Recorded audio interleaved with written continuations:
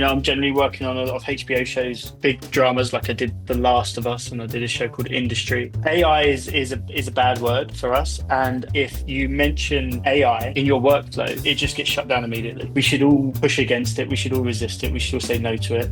I don't think it's a good idea to let it in. It might feel like it makes our lives a bit easier. I believe that in the long run, that it's bad for everyone.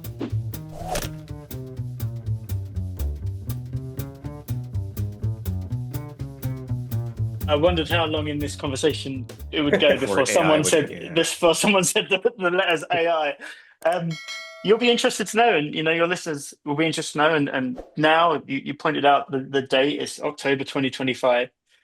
The shows that I work on, I'm generally working on a lot of HBO shows in the last year. Big dramas like I did The Last of Us and I did a show called Industry. AI is a bad word for us. And actually, if you mention AI in your workflow, it just gets shut down immediately. So, for instance, Avid changed their ScriptSync backend to ScriptSync AI. Right? They changed the way that it works. It's now called ScriptSync AI. It's got AI in the name, and suddenly we had to stop using ScriptSync until the security people had fully checked what that means and what the AI is doing. And because we don't want anything that we're working on being used to train anything or being uploaded anywhere. Mhm. When you are in Photoshop and you use the AI to generate something, as far as I understand, something that you're doing is being sent off into the internet and something is coming back from the internet, and it's you're signing a contract with those overlords, what material that you're using that they can use that to Mhm. train their machines. The And we're Adobe overlords. yeah, and we absolutely don't, we haven't signed up for that and we don't want to be doing that. Mhm.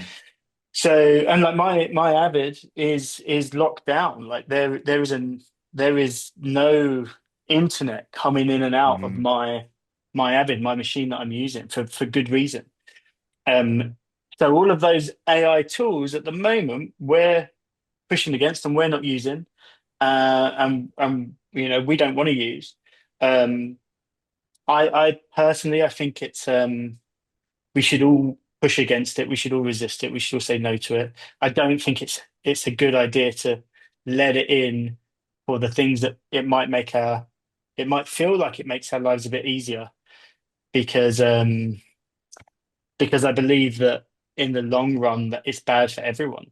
You know, where does it go? It starts taking out the jobs of a few VFX artist roto people. Then it starts taking the job of someone else. Then it starts taking the job of someone else, and before you know it, they're coming for my job.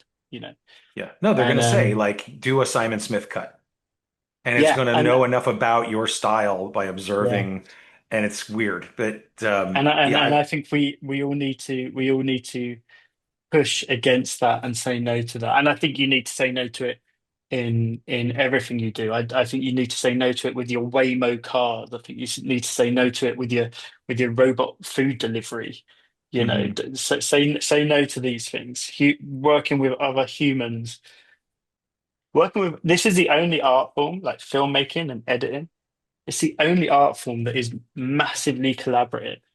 you know like everything else can be very singular. A painter can be very singular. A writer, like a novelist, can be very singular. A musician, a singer can be very singular. But you generally don't make films alone. Generally the film as a piece of art, or the television as a piece of art, has been made by many many people, and that's how I think it should be. And that's what I love about it. Um, and I don't think we should start cutting away those people and replacing them by AI people. And that goes for everyone. That goes for the composer. It goes for the VFX artist. It goes for the caterers. It goes for the drivers. Like we make this together.